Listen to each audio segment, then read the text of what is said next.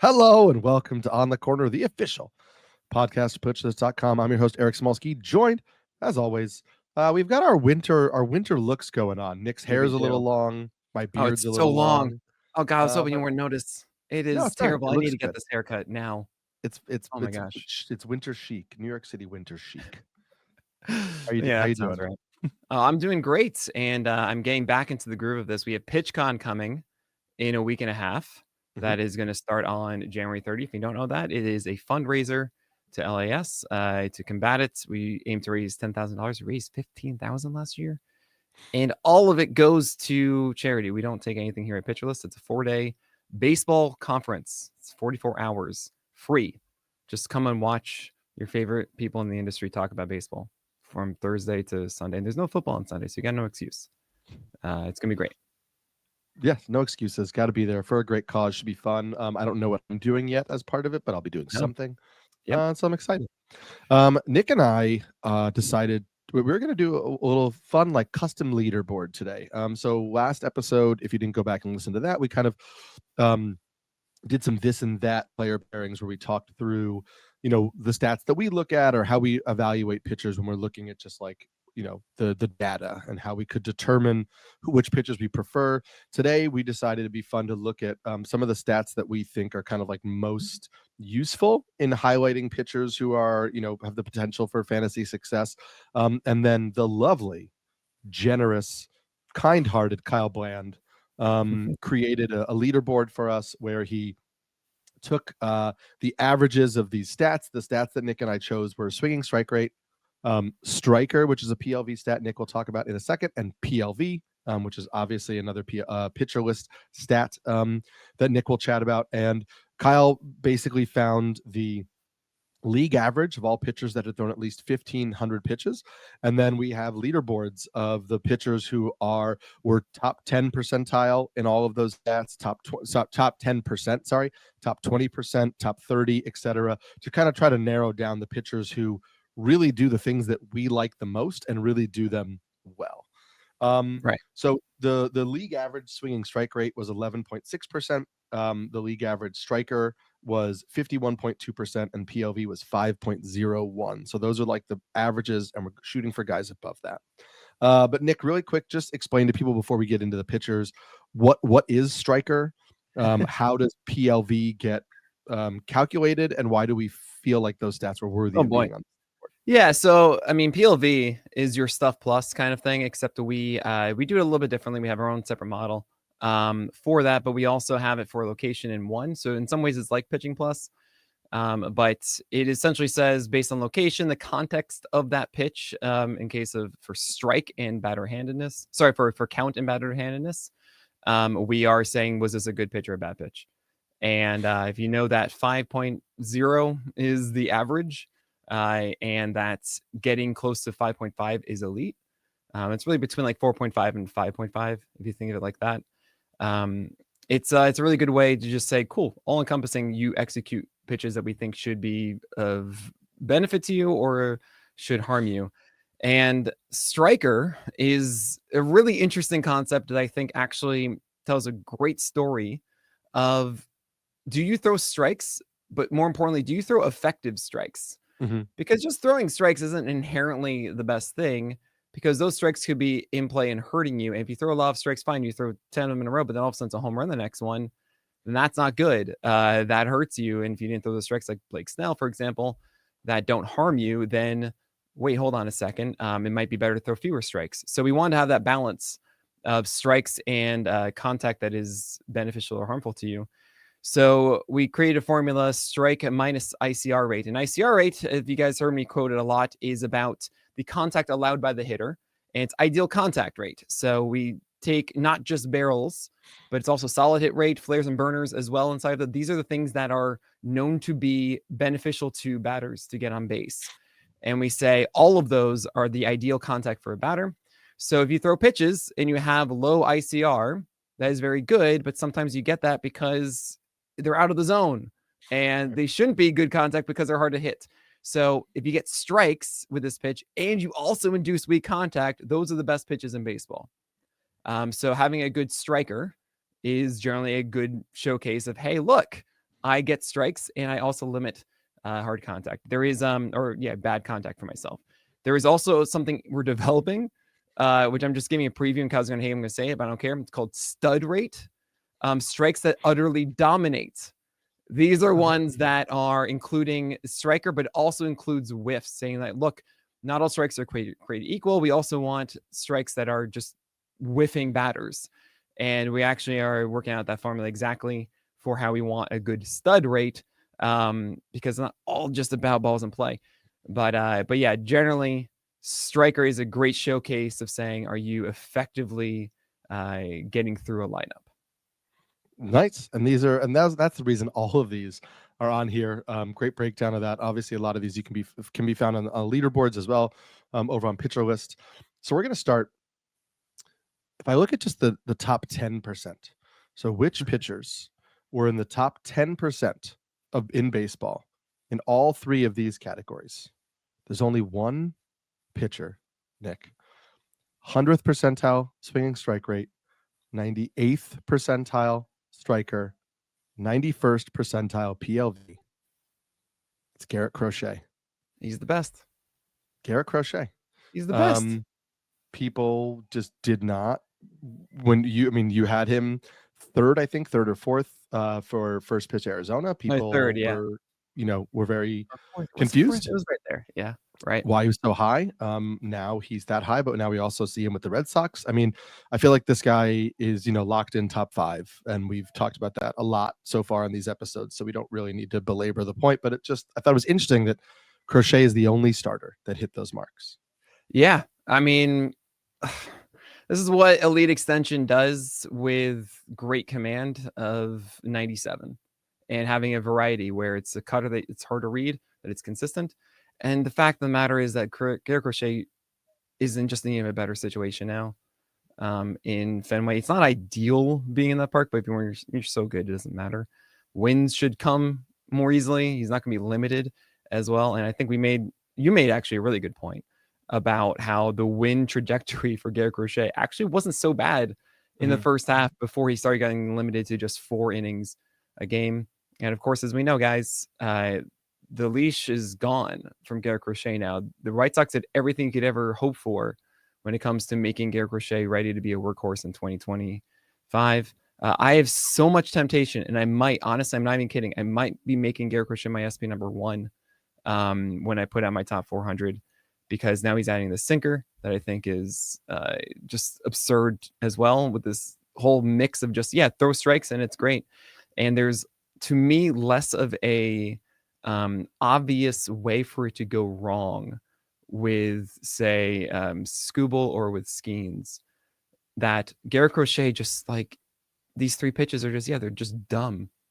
You just throw strikes with them and they can't hit them. And like when you do that, like, right, you don't need to be crafty like Scooble's changeup to make his 4-seamer better, right? Be pinpoint with that slider. With Skeens, is he going to throw enough strikes? Is the slider good enough? Is it, those days when the fastball isn't there? Then Garrett Crochet is just there and just pumps them in, and it's like, bye. It just makes more sense in my head. So I might be doing that. I don't know. Either way, those are the top 3. And Garrett Crochet is amazing, guys. Boom. Yep. We've talked about it a bunch, just reiterating that point here. If we move it down to pitchers who were in the top 20% in each of these 3 stats, we obviously get Crochet. We get a few names that don't surprise us. Zach Wheeler, another guy, seems pretty locked into the top 4 or 5 starters, however you want to shake it out. Tyler Glasnow, who we know, when he's on the mound, is always a pretty strong, upper, maybe top 10, 15 starter in baseball when he's healthy. So that's not surprising. And then the other 2 guys who don't surprise us, given how well they pitched last year, and obviously these are for last year's stats, are Blake Snell and Chris Sale. 2 guys who we know had really strong years. 2 guys who we know we have some concerns with in terms of Sale's health. And Snell, has some stretches where he is inconsistent. The numbers at the end have been good. But I wanted to highlight 3 guys who jump on here that I think are a bit more surprising. I'll start with one that's a top 20 guy for you, but I think some people still don't really think of him as like a really strong fantasy starter, and it's Bailey Ober. who's 94th percentile here swinging strike rate, 94th percentile striker, and 89th percentile in terms of PLV. I just think that people write Ober off, and he seems to be a locked in top 20 guy. Maybe he should be higher based on this leaderboard.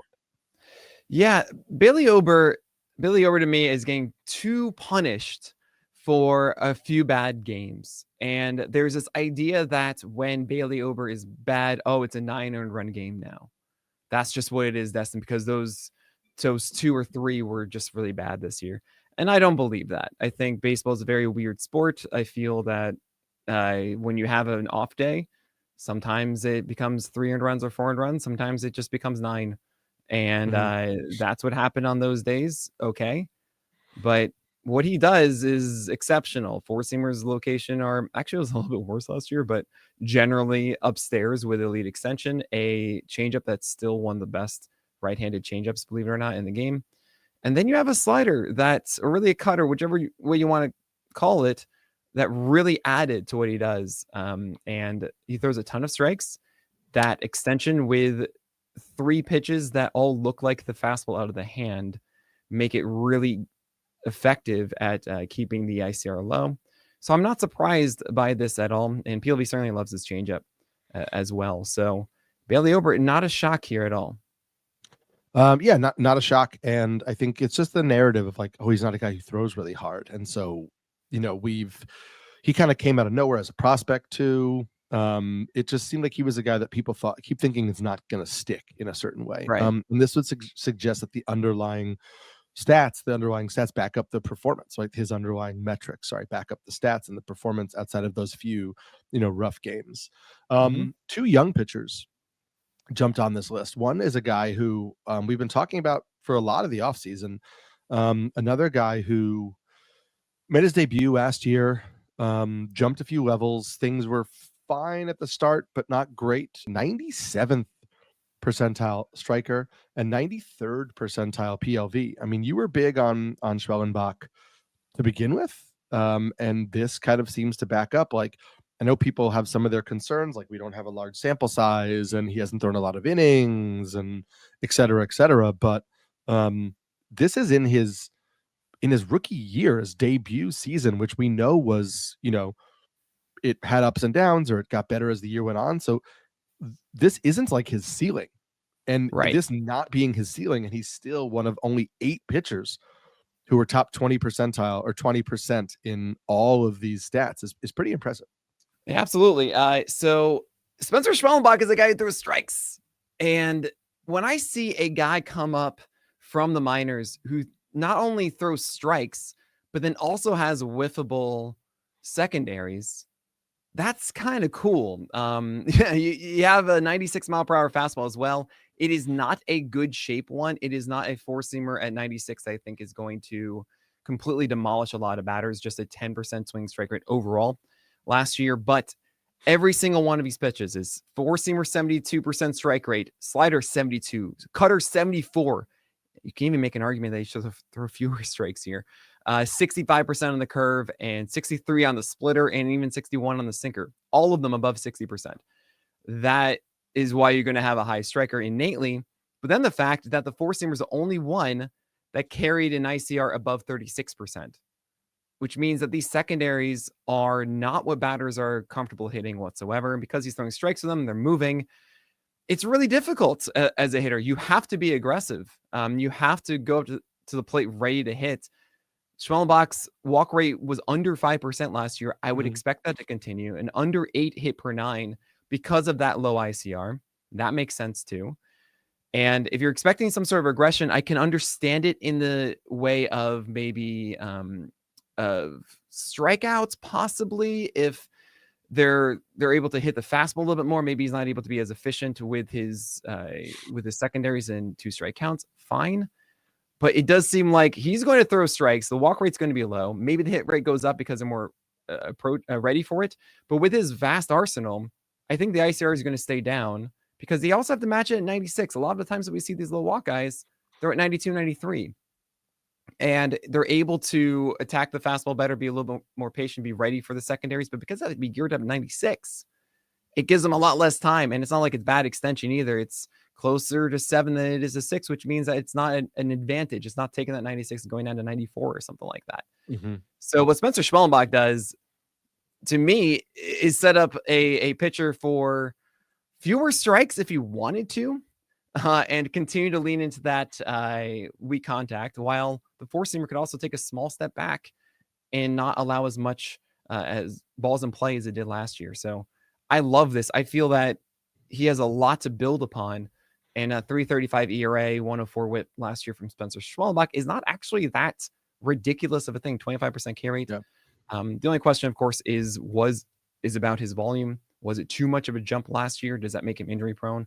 That's what Jason Klett has mentioned, and he's not bringing up a bad point. It's just something that I think I'm going to look past because there are injury concerns about nearly everyone. And Schwellenbach is in such a good situation as a strike thrower. He's cool. There was a great quote from the Ron Chandler, Baseball HQ, the forecaster, which is just like with pitchers, it comes down to there's risky and there's riskier. And that's kind of the nature of like starting pitcher injuries. Like we've talked about this, all at length. Nobody is safe. So is Schwellenbach just risky, or is he riskier? That you can make that call, but at some point you're going to draft a starting pitcher who's incredibly talented, but just a little bit risky because they're all a little bit risky. Right. And so I had Schwellenbach when we did the initial rankings. I think I had him like 35, 36, something like that. And I'm going to need to recalibrate and adjust that as we get closer, because I think I was trying to be a little too cautious with how I ranked him. Yeah, I think he's going to be great. And then the last guy on this list who made top 20% in every single one actually has the highest PLV in your 2025 PLV update. That's Jared Jones. Yeah. 95th percentile swinging strike rate, 83rd percentile striker, which is the lowest of any of the pitcher in this group, and then 97th percentile PLV.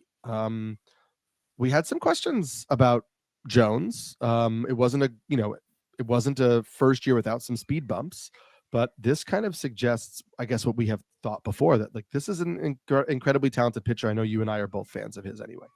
Right. Here's the thing. Until June 6th, the first 12 games of the year for Jared Jones, I mean, this is where you get everything that you're seeing in front of you, right? It's a 68 to 70% strike rate. It's a 38% ICR across everything. He's killing it. 28% K rate, only 5% walk rate, etc. The thing is, after that game, so starting on June 7th in his final 10 of the year, and really amplified when he came back from injury in the end of August, it was just a 64% strike rate with a 41% ICR. So that striker that you're seeing right now at 53% was a lot better earlier on the season, and then should not be on this list in the second half. And 5.33 ERA with a 1.43 WHIP in that time. PLV fell down to 5.24 as opposed to the 5.37 that was truly elite back then. There's that percentile really jumping up. 97 percentile is relative to a 5.31 PLV. So even better in the beginning of the year, right?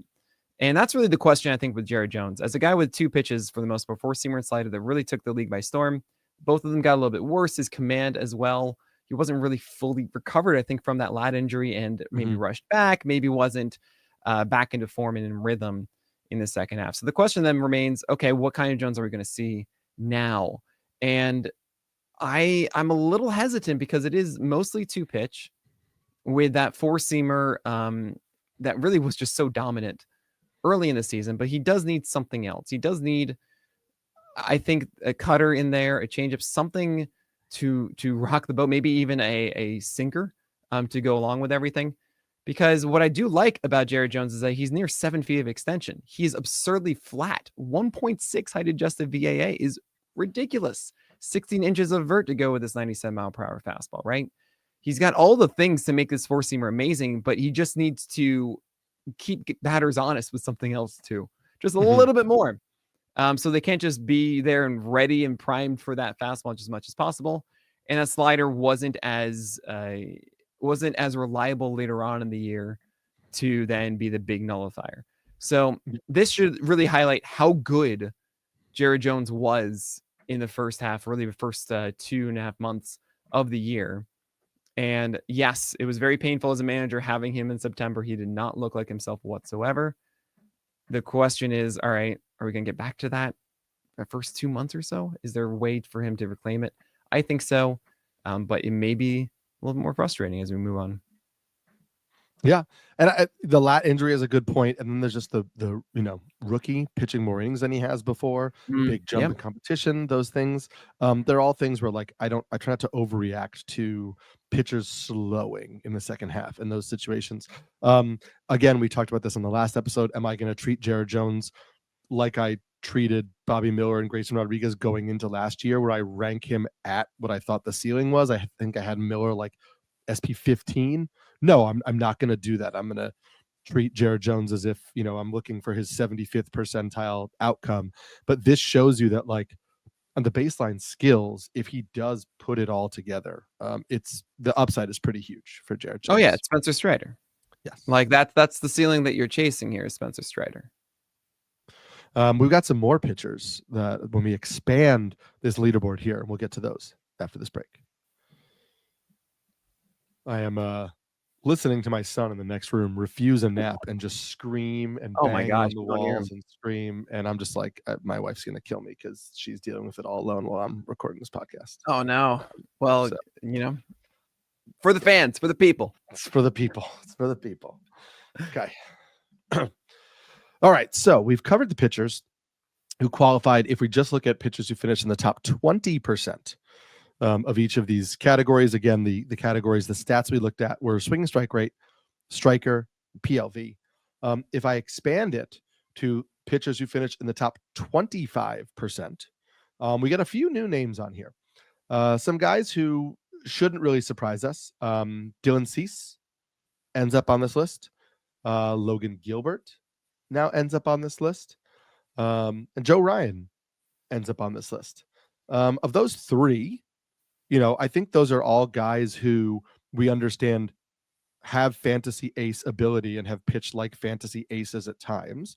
I think you and I trust Gilbert the most of the group. We've ranked him highest, but big on Joe Ryan and big on Dylan Cease. So the fact that these guys are in here, Dylan Cease, this is again a good year. We've seen good years and bad years. It was a good year. We know Dylan Cease having the ability of a top 15 starting pitcher isn't shocking. It's just there's a little risk in the consistency. Are you going to get that or not? But you're not surprised to see these three guys here, are you? No. Joe Ryan throws strikes with a four-seamer, and he throws that. He throws it nearly 50% of the time with a strike rate well above 70%. We know it's a really hard pitch to hit. Yes, it is higher than you expect, 39% ICR, but given how much he throws it, it's just super efficient for him. While the other offerings he has, splitter and sweeper, they aren't actually major strike pitches, but they are good at preventing hard contact because they are out of the zone. Generally, guys are up there for the four-seamer, knowing they're going to get the four-seamer, and those are the nullifiers, the ways to keep guys honest. I would prefer Joe Ryan to have something else in there than the splitter or the sweeper. I don't really think they are that amazing. The sweeper has been effective, especially against right-handers. No surprise there, as it should be 21% usage against them, 19% swing strike rate, 62% strike rate, 35% ICR.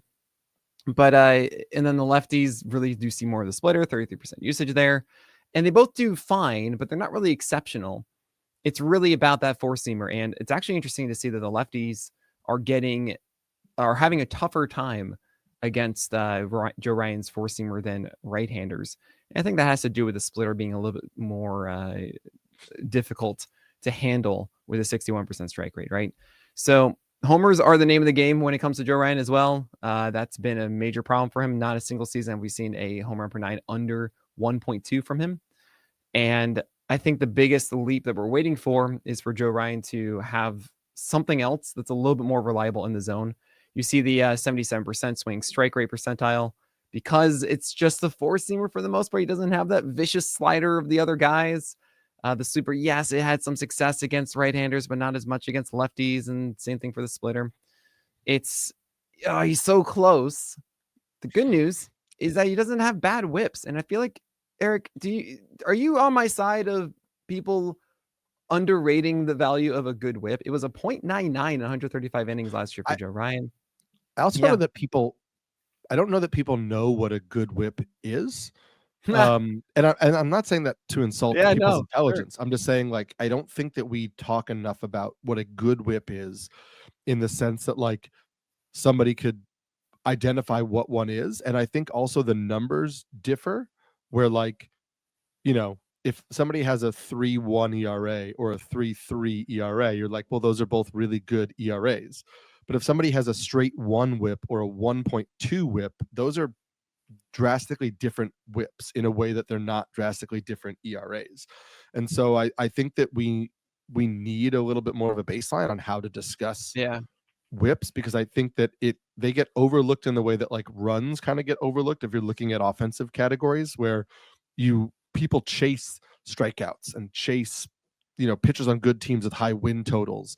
And we don't really, like, roster guys specifically for whip. We say ratios, right? We combine whip and ERA into ratios, not this guy's a good whip starter, something like that. Yeah.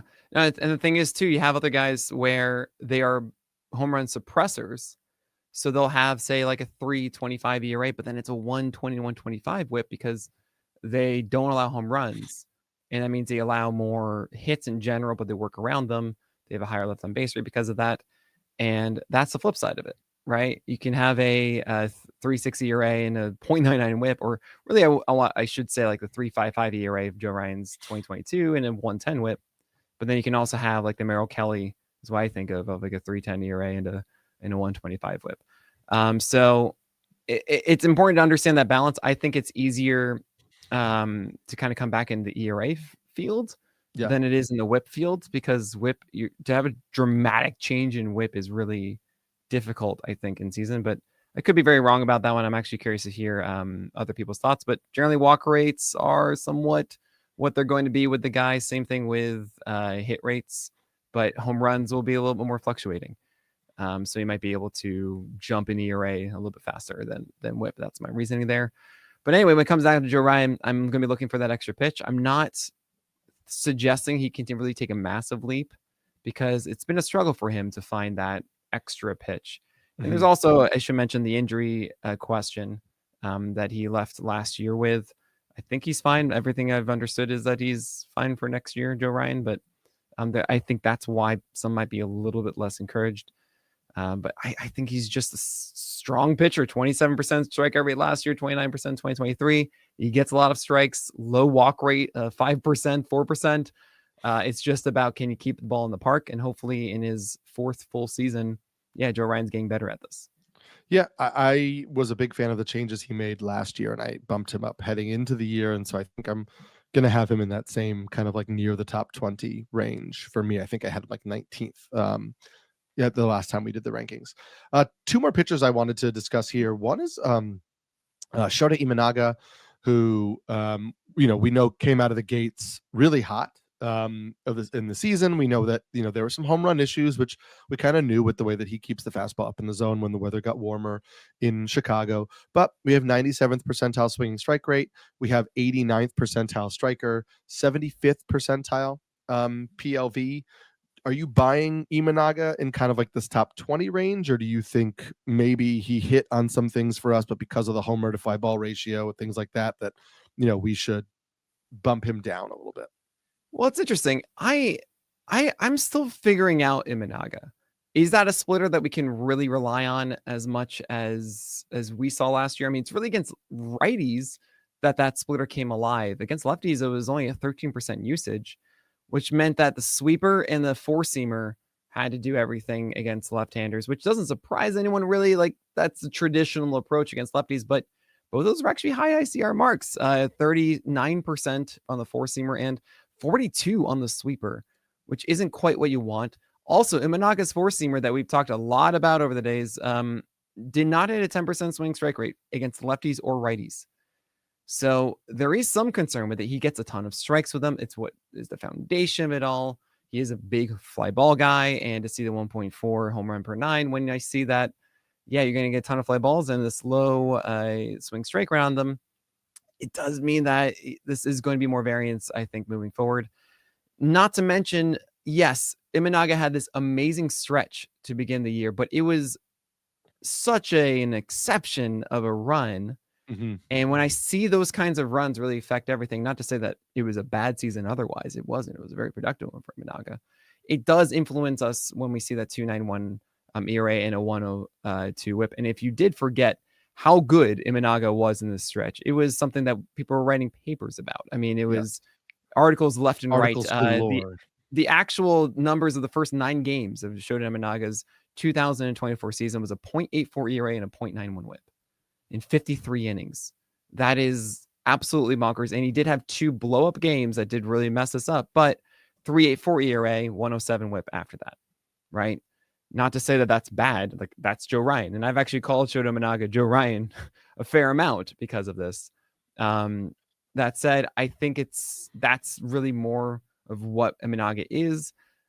And he's not gone from the injury bug too, because there's a constant thing we see with Japanese pitchers coming over in their second season after the change of workload in 1 year is 173 innings and 29 starts for Imanaga in 2024. We do see that effect happening in the next season. Look at Kodai Senga, for example. So just be aware of that with Imanaga. He does throw a lot of strikes with a 4-seamer. That's pretty much what this is saying. It's also saying, look, when he faces right-handers, especially without those left-handed numbers that are kind of scary, splitter and 4-seamer really hold their own under 40% ICR too. So those are good elements. I think Imanaga is a beneficial pitcher for you. He doesn't walk batters. He gets strikeouts. That's always going to be good. Whip should generally be in his favor. But the home runs are going to be an issue. And I'm curious to see if that 25% striker rate does stick again for 2025. Yeah, we have these tendencies in when we rank or draft players too. Like, Imanaga didn't come out of nowhere, right? Quote unquote. However, he was the far less heralded Japanese pitcher that came over last year behind Yoshinobu Yamamoto. There were some people that were really into Imanaga early on in the season because of your analysis and also Lance Brozdowski's. I had Imanaga on a bunch of teams, benefited from the early season success. Yeah. Then we were drafting Tout Wars next to each other. We saw the list. I was like, I both Imanaga. Oh man, okay. And so then we start to then rank like, oh, this guy was then in our heads like, well, he came out of nowhere. He was so good. And then we bump up the ranking to try to like course correct for the year before. Yeah. And sometimes like you're not chasing the career year, right? But you're also not chasing the, oh, I missed on that guy, so now I need to be aggressive and rank him even higher this year.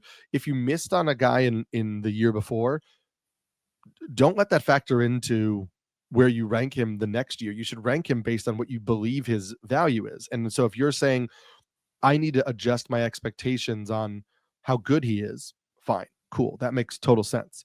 But not, oh my God, I was so wrong on him, so I'm going to course correct and make sure that I'm more aggressive than I want to be because I was so like I was wrong the first time. It's like, just take that into your how you're ranking this time. You're not just going to, you're not like, oh, I was so wrong on a guy and he was terrible, so all of a sudden I'm going to like really just fully avoid or like move him from like, Kevin Gossman, move him from like 7 down to like 80. He was so bad. It's like, no, we readjust how we view the person. We rank them based on those readjustments. And if that still winds up being wrong, then okay, we adjust from there as well.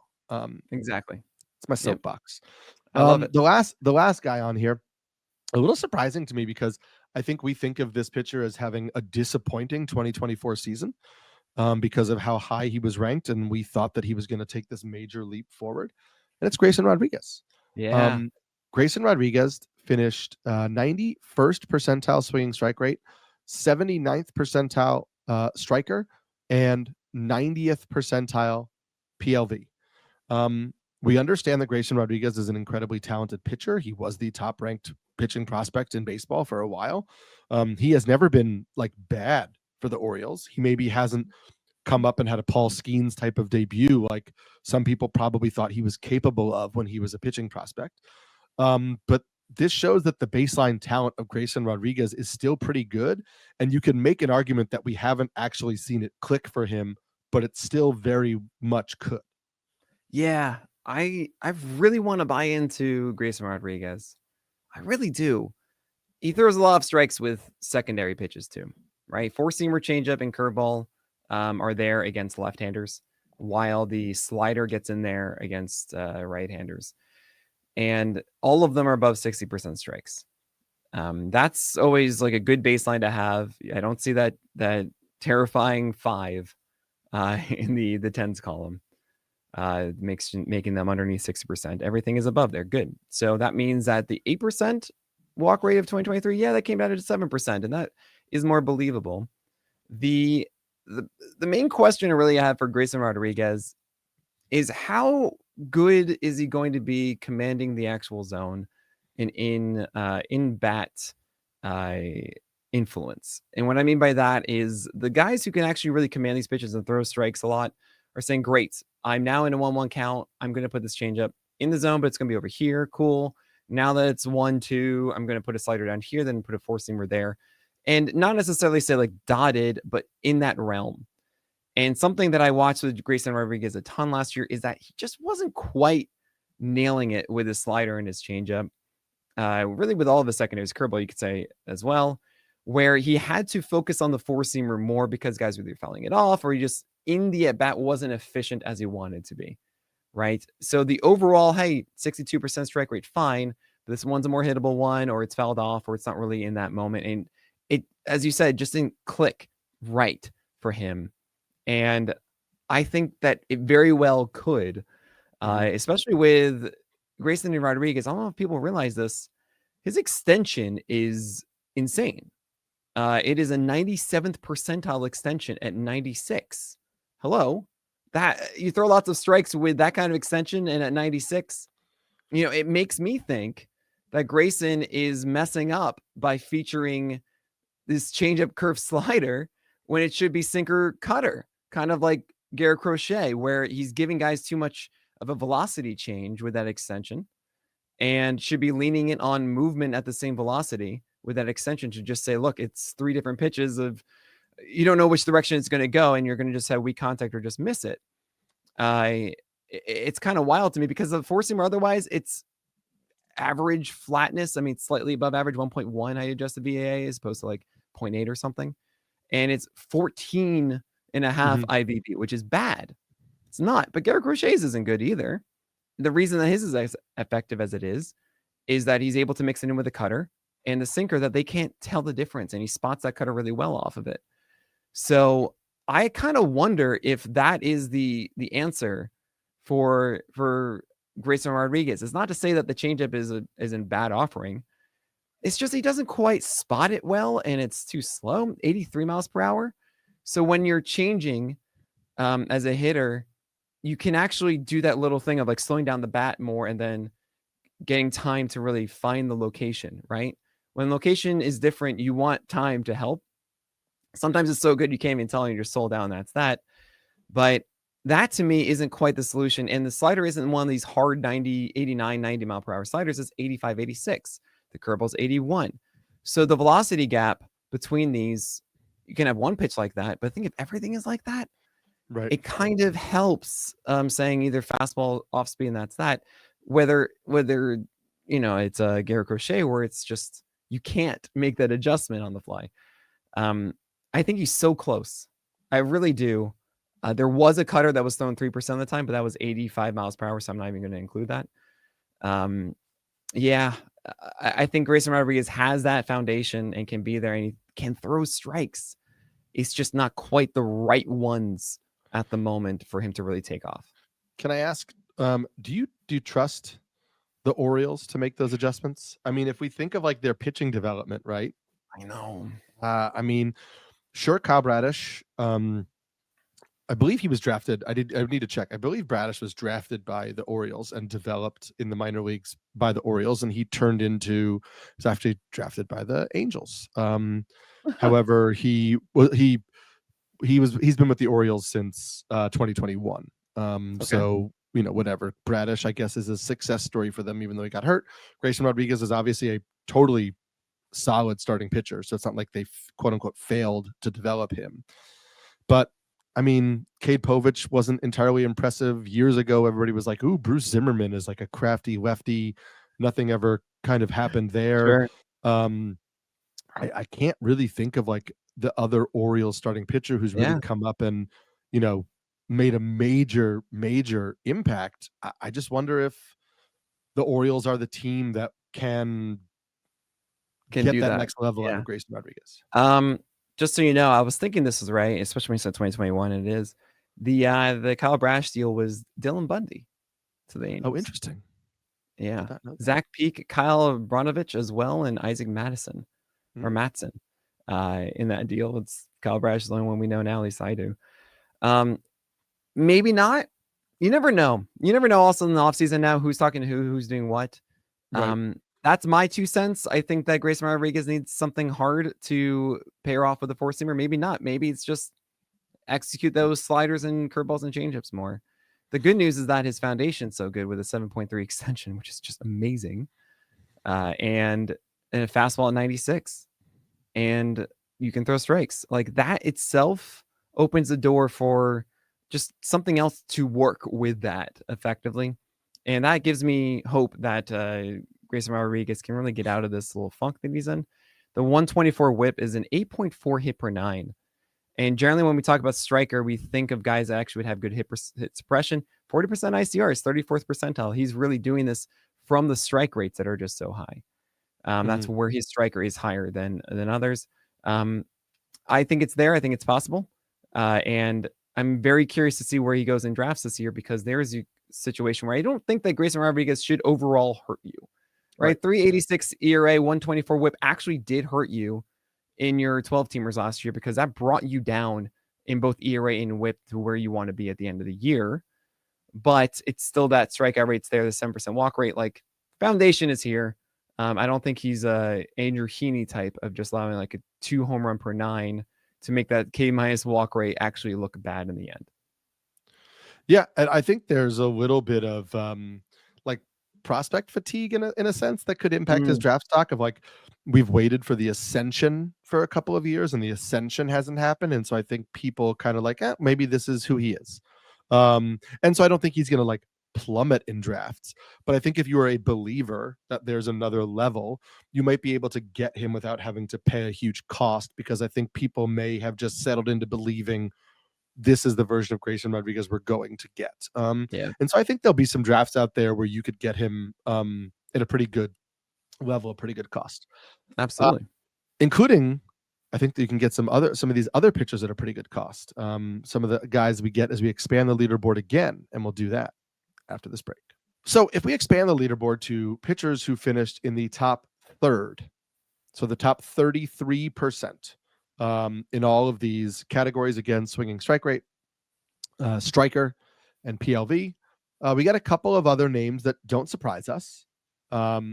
We talked about Sonny Gray and how good Sonny Gray was last year. Him being in the top third in these categories is not overly surprising. There are 25 starters here that qualified. So you're kind of saying Sonny Gray pitched like a top 25 starting pitcher. Not a shocking statement. George Kirby's in there. Also does not surprise us. We know how good George Kirby is. Cole Reagans is in there. What? No way. Cole Reagans is the greatest. Pablo Lopez is in there, which doesn't surprise us because even though Pablo Lopez didn't have the season many of us thought, suggesting Pablo Lopez as a top 25 starting pitcher is not a shocking statement. Yeah, he just barely missed the top 25%, by the way. 74.5 percentile in PLV. Yeah. So close. He could have been on that last one. And another guy that doesn't surprise me, Luis Castillo, right? Even though Luis Castillo had a quote down year, again, if you're putting Luis Castillo within the top 25 starting pitchers, I don't think anybody is really pushing back on that. Right. So the fact that he finished in the top third of all of these things is not a huge surprise.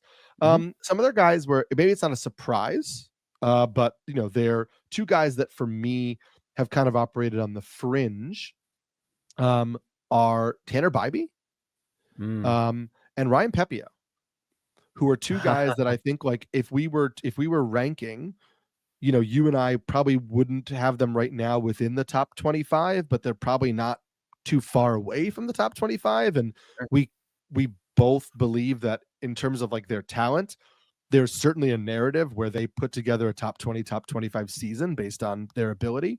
And so these are two guys that I thought were interesting on this list, finishing in the top third in all of these stats. Yes. Oh man, I just actually did the podcast for the Plus Pitch podcast. I'm going through every single rotation. And if you guys didn't see it on the site, PL Pro users get full access to the Rays rotation blurbs that I'm going to be using for the top 400. It's just early access. It's going to be free for everybody in about a month. But yeah, if you want to get PL Pro, there's actually a lifetime open right now. So we reopened lifetime subscriptions. Go check that out, of course, at pitchlist.com/lifetime. But Ryan Pepiot, I love him. And I don't know if I can draft him, but I want to so badly. I have a whole theory about you need to have 4 pitchers that you want to start every single time they start, and you don't think about it for the year. I know it sounds like such a big ask, but it really isn't. There are a lot of guys that are not necessarily SP1s that you want to start for the entire year, but you expect them to start and to do well for your team. Ryan Pepiot, I want to say, is one of those. However, there is the potential of being that hipster, the one that is going to allow too many home runs or too many games where the command of the secondaries, that is a slider and the changeup, just not good enough, and he falls to the wayside. It also has the problem of going to George Steinbrenner Field for half the games now, which are which is just bad for all Rays pitchers. It just is. You're going to have more home runs allowed there. You're going to have also less induced vertical break, as you had with Ryan Pepiot's four-seamer at 18.5 IVB last year. Now, if you want to say that, okay, half those games were in the Trop, and that gives you a plus 1.5, that means you can subtract minus 75 if you want from that. So it's like 17.5 to 18 IVB, which is still fantastic with a flat arm angle and good extension, and at 96. It's a really good fastball. And that's really the push for this leaderboard for Ryan Pepiot. It is a fastball that he gets strikes with, near 70% against right-handers. And then against left-handers, it drops down to 62. But then the changeup and the slider are both there, 63% for the changeup and 71% for the slider. The concern I have is that the changeup and slider just aren't quite there yet. They were not efficient pitches in 2-strike counts last year. Massive regression should come for both of them. That is, we're talking like 16, 17% strikeout rates, when it should be like 23, 25 or so on these pitches, especially slider or righty. What's going on? Changeups to lefties, we're at 17%. Come on. So that is good, but it's going to be worse given the situation. Is he really going to take that step forward in command to be able to utilize all this stuff at the same time? I want to love Ryan Pepiot. I feel I'm just going to do it anyway as my SP4, even though I really want him as my SP5. It really depends on where he's going in drafts. If it's the 14th round, I'm taking it all day for Ryan Pepiot. And also, there are going to be some problems here and there. But if you're looking for that guy that can actually shoot up to be a top 15, top 20 starter out of nowhere, it could be Pepiot. Just wins also. I got to throw that in there. Wins, Rays, we don't really know right now. Could be kind of bad. So yes, that's Ryan Pepiot in a nutshell. This is me in a nutshell. I'm sorry, thinking about that awesome power skit. But yeah, I'm a fan. I think you and I kind of had Pepiot and Baz similarly ranked, and I think we're both kind of like in our low 30s, I believe, with the rankings on those guys. So yeah, I like Pepiot. I'm not opposed to drafting him. I think some of the guys on the sheet are a little bit, or on this leaderboard, are a little bit safer. And there's an argument to be made that Bybee is a little bit safer. The ceiling might not be as high, but pretty solid pitcher on a good team. And we have seen some flashes of another level of performance from him. Yeah, Pepiot is someone that I don't think I'm going to quite understand for a while, and I think that's it. The cutter against right-handers was a big deal this year. There's a good actual pitching ninja video of him showing how he throws it, which is kind of strange. It looks like it's a 2-seamer essentially, but just how he throws it makes it a cutter. 21% swinging strike rate against righties with a 66% strike rate with a 36% ICR. That was the secret to the season, really, for him with that. And that same cutter against lefties, guess what? Same stuff with a 26% ICR. The 4-seamer is still a big question to me. 44% usage and 47% ICR against lefties. Mm-hmm. I don't think it's a good fastball. I think it's pretty mediocre. 43% ICR against right-handers with a high strike rate near 70%. That to me is the weak point of Bybee. He throws a lot of strikes. Everything is above a 65% strike rate against right-handers. That is insane to me. You have the same thing really against left-handers. Actually, a small dip in four-seamers at 64%. Oh no. But yeah, he pumps strikes. And I think the four-seamer is too hittable, which is why I'm always a little tepid on it. Near 8 hit per 9 last year, but the walk rate's going to be down. The just 6%, 26% K rate. I might be underrating Bybee just for the fact that he throws enough strikes, so the whip will be generally good. The striker rate is there because of that efficiency with that cutter and slider against both right-handers and left-handers, and the changeup as well, around 25% put away rate against both right-handers and left-handers. So he has those options. It's just about how much is the four-seamer going to hurt him or not. And he's been able to maneuver around it thus far. I find it being a safe play, as you're talking about, a Holly, who I don't ever think is going to become a 30% strikeout rate guy. I think the 26 is probably like the cap that we saw last year. But we're not going to really see that 2-5 ERA season. We're not going to see that one whip season either. He's just going to be like, hey, look, here's my SB2, SB3 that is solid throughout the year. You're going to get wins. You're going to get volume. Like, you should be happy with Bybee. But I do think there is a floor we haven't seen, and I'm going to imagine that we're not going to see it. Yeah, I think my pushback on Bybee was always like, everybody was like, oh, well, he is the potential fantasy ace. I mean, I was on a PitchCon panel last year where somebody said Bybee is a dark horse for AL Cy Young. And I was just like, no, like, I just don't believe he's that guy. And so in my head, I was like down on Bybee because I was pushing back on the ceiling that people thought. And I just think I've course corrected in my head of like, I'm not down on Bybee. I think Bybee's a rock solid SP2, SP3, probably even like, whatever in your SP2 range. I don't think there's the ceiling that you mentioned, but that doesn't mean I'm down on him. I just maybe don't think the ceiling is as high, but I'm totally happy with him. Who would you rather have? Bybee or Castillo? I'd rather have Castillo. I think I'm not ready to give up on the guy that I ranked as like the 6th starting pitcher overall last year. And to be clear, like, I think I have him like 17th this year. Like, I'm not saying Castillo is a top 10 pitcher anymore. However, I think we've seen enough years of consistent production from him that I think they both are kind of like safe floor guys who including Castillo, no longer has, in my view, that like top 5, 6, 7, 8 pitcher in fantasy type of ceiling that I thought that he maybe still did. But I think Castillo is a rock solid pitcher where there will be some rough stretches at the beginning of the season because that's who he's always been. And you'll look up at the end of the year and you'll get solid stats across the board on a team that's going to win a decent amount of games and give him a good shot at wins. And he goes deep enough into games that he pitches to a decent amount of wins often in his career. And so I just trust what we're getting from Castillo enough still in his career. I don't think the cliff is there yet. I think it's just like maybe he's on the beginning of a small slope downward. Sure. Yeah, I think I might be taking Bybee.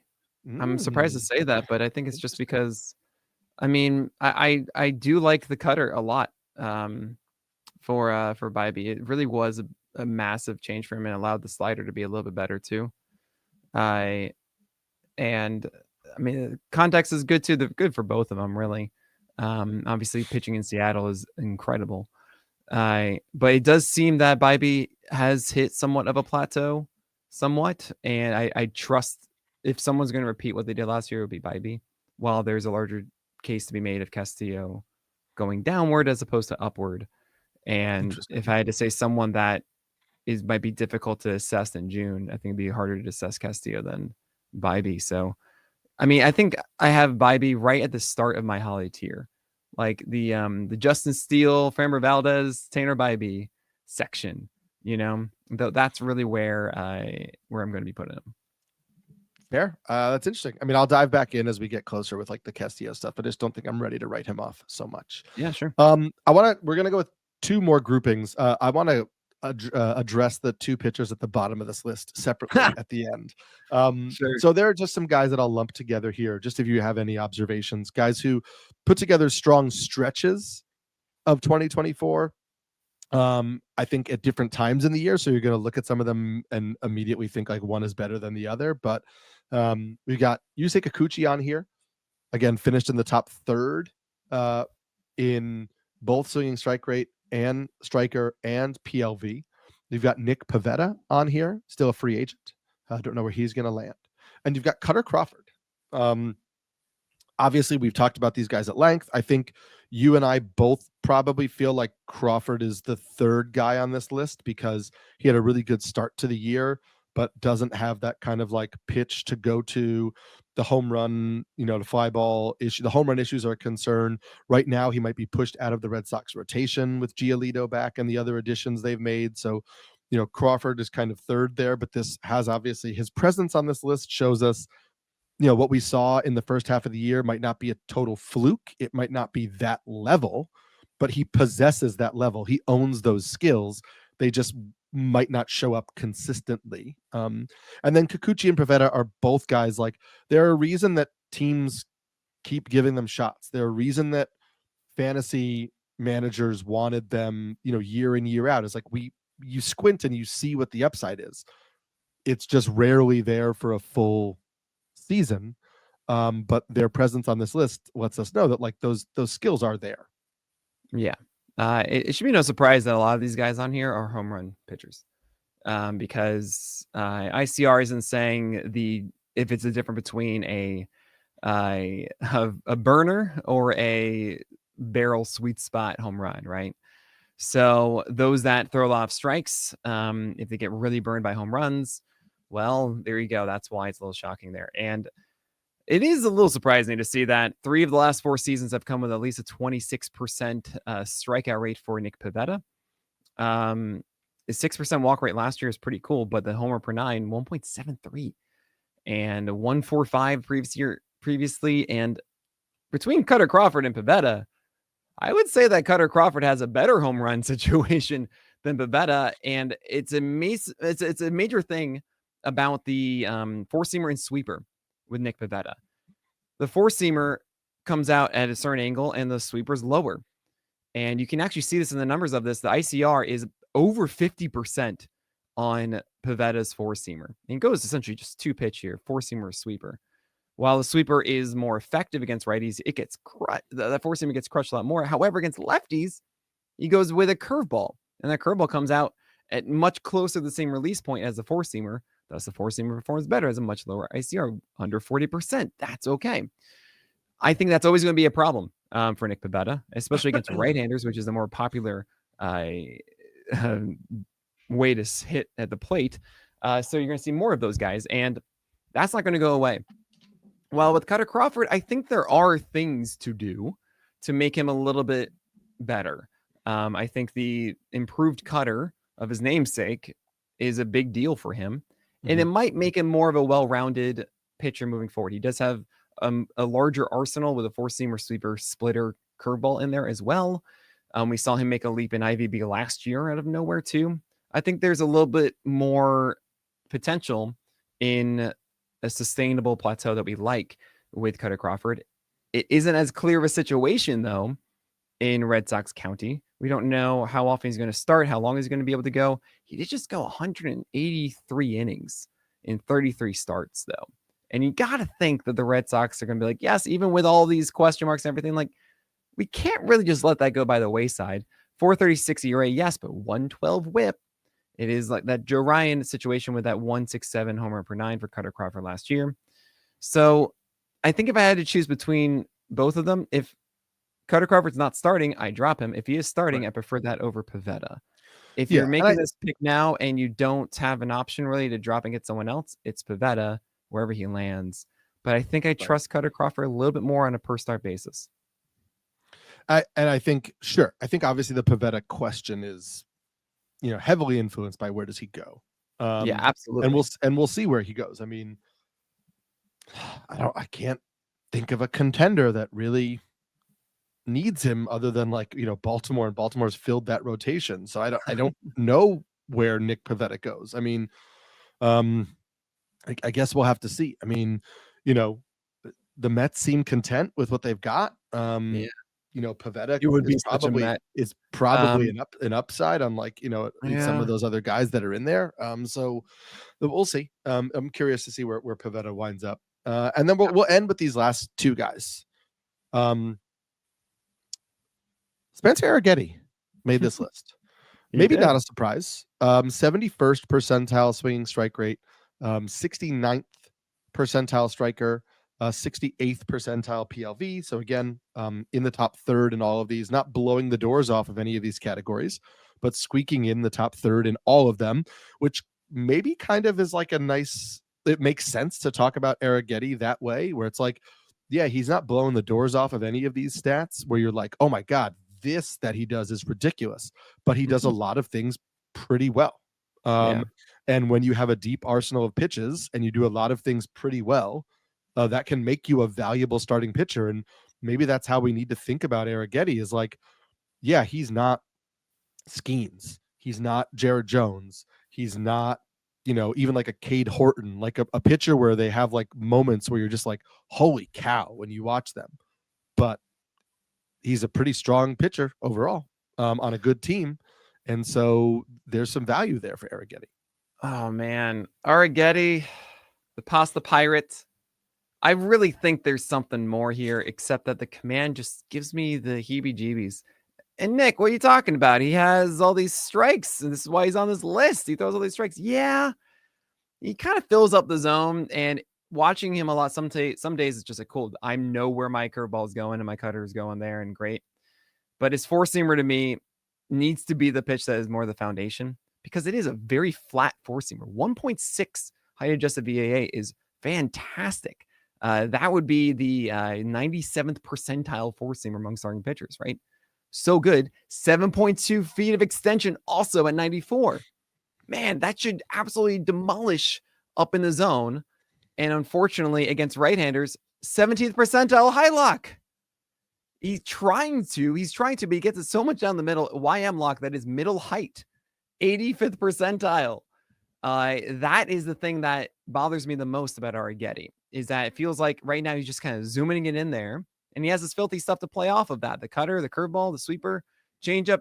He can do those things, but he's not pitching to his strength yet. He needs to actually locate these things appropriately. However, if he does, I mean, he's got a really good arsenal. That cutter does really, really well against both righties and lefties, sub 38% ICR rate against lefties. That curveball as well avoids bats effectively. Needs to get a little more strikes on there against lefties, just for what it's worth. But it's one of those things where Arrighetti has the weapons. He just needs to get that extra layer of polish, and he's new. 28 games started last year, right? 145 innings pitched, much more than we thought we would get from him. And it didn't go great all the time. It was really good for a bit. Then he had that ridiculous Cincinnati Reds game. Thank you, Yahoo, for changing that to an error and making those unearned runs. You guys know what I'm talking about if you know. But Arrighetti, good news, we'll get more time in Houston. Is he going to become more consistent with locating his four-seamer than playing off of that? I don't know. I'm willing to take the chance here. I think that you're going to get a pitcher who takes a step forward in his second season, has a good foundation for this, and yes, could very well be a hipster. But I want to say he's actually one step slightly higher than that, as he showed it for a good while last year. Second half of the year got there, has enough weapons and throws enough strikes to give himself a good enough chance to be more helpful than harmful in your season ahead. So I'm in on Spencer Arrighetti. Yeah, I've become more in. I was interested in him as a prospect because he actually did put up like decent swing strike rates in the minor leagues. It didn't seem like it was going to carry over because obviously there's a jump in the quality of offensive production. But yeah, I am in on Spencer Arrighetti as well. Obviously not as high as I am on some of the guys on this list, but that makes some sense because some of these guys are the top tier pitchers in baseball, including the last pitcher, who should be no surprise on this leaderboard because consistently one of the best pitchers in all of baseball. No, I was shocked to see Reed Detmers. Reed Yeah. Detmers, ladies and gentlemen. 85th percentile swinging strike rate, 75th percentile striker, 67th percentile PLV. Yeah, listen, Reed Detmers. Uh, there were some What's going stretches where it looks good. There's some stretches where it totally falls apart. on? The Angels haven't really decided on like a pitch mix for him, or he hasn't decided on it. They kept him down in the minors for so long last year. There's so many things going on here. I think he really is a starting pitcher who needs a fresh start. But I was surprised he was on here, and I was surprised it's an 85th percentile swinging strike rate, because I feel like he doesn't miss bats in the way that he should miss bats. Yeah. And so, yeah, I mean, his presence on here is obviously a surprise. I am not going to draft Reed Detmers among my top 25 starting pitchers just because he makes this leaderboard. But I mean, I think it's fair to at least not fully give up on him. You know, we need to make sure that he gets a rotation spot coming out of spring, and maybe you're not taking him in 12-team leagues, or if you do, he's one of your last picks where you're like, you know, he looks good this spring, I'll take a shot on and see if it finally clicks. But yeah, he made the leaderboard, and I'm curious what your reaction was to knowing that he made the leaderboard. Yeah. Hey, Reed Detmers. It's good to see you. You can actually see him. He's up there. If you're watching on YouTube right now, the no-hitter bobblehead behind me. And Reed Detmers is someone who lives and dies by his slider. What was really exciting, actually, the very beginning of the year last year, was that he had suddenly extrovert on his four-seamer. It was a harder one. It was better. And then it went away. And then the slider feel went away. And what happens every single time is that it goes away. There's no one there with the Angels to help him fix it. And then he came back and had a moment where the slider was good. And then it was horrible at the end. And this is the life of Reed Detmers to me. Plenty of home runs. It's not a four-seamer that says, look, you can't hit this. It doesn't really suggest that, yes, 17 inches of vert last year, but 6 feet of extension. Steep on the steeper side, height adjusted VA 0.7. It's 41th percentile, 93, 94. And you can't do it with just that vert. That's not good enough for it. So he needs to get the slider that's buried down and into right-handers. And sometimes it really does that, and it's great. And then other times it just floats up there. And then the changeup, and I think the changeup is the most intriguing one to me, because that has the most potential. You're a lefty, and what we've seen are lefties having success with good changeups, especially against right-handers. It's the way that you face them, your most common enemy. Just like for right-handers, you got to have a good slider, right? Well, that pitch sometimes was there, especially early in the season. It was really nice him surprising with one when he had this really good four-seamer. All of a sudden, bam, there's a changeup third time through the line. Oh my gosh, that was so cool. Not consistent enough at all. You could see how it all would work, but you can't believe it will. And I think it's very much of a hipster situation. Hey, inducing pitcher stifling the entire roster. You will be lucky to get the good ones and get out. Good luck trying to figure out when it's going to be. I'm not going to go through this. I'm going to love him in spring training. He does it every year. Amazing slider from Reed Detmers. Oh my God, it's back. Look at all these things he's doing. Maybe I'll draft him for 2 starts and then get rid of him. That'll be it. I get it. But I'm not, yes, another guy where I'm not maybe jumping in like I had in the past, where I was like, all right, it didn't work this year, it's going to work again. Listen, he's only 25 years old. He's going to pitch basically this whole year at 25. He turns 26 in July. You know, he's still relatively young in that respect, in terms of like, it wouldn't surprise for that pedigree, or that, you know, the innate talent we know he has to finally click. Again, I'm not gonna let a couple good starts in spring training. Am I open to taking Reed Detmers with one of my final picks in a draft, and, you know, seeing how the first couple starts go? Sure. Am I going to do that blind? No, I do need to see some changes in spring training. I need to know he has a rotation spot, but it's just nice. We're keeping his name in the discourse. Reed Detmers, people, he didn't vanish. He's still around. And looking at the Angels rotation right now, I would be shocked if he didn't start spring training in the rotation. It's Kikuchi and Kyle Hendricks and Tyler Anderson, who I guess are kind of like locked into spots because of recent contracts and whatever, just a couple of 35 and 34-year-old starters leading this rotation. Then you've got Jose Soriano and Reed Detmers, and I think that's kind of it, unless you believe that Jake Kahanowitz or Caden Dana or Sam Aldagiri are pushing out Reed Detmers. And is that a possibility? I mean, like, I guess if Caden Dana like has a amazing spring training, Yeah, I'm but curious I just about don't Dana really just to see it. see if he becomes like that Toby type that they need. Yeah. It's possible. The big Kahanowitz, I think, is such an interesting guy with a sinker and a good command of it, and it's just a rarity to see that right now. Yeah. I'm curious.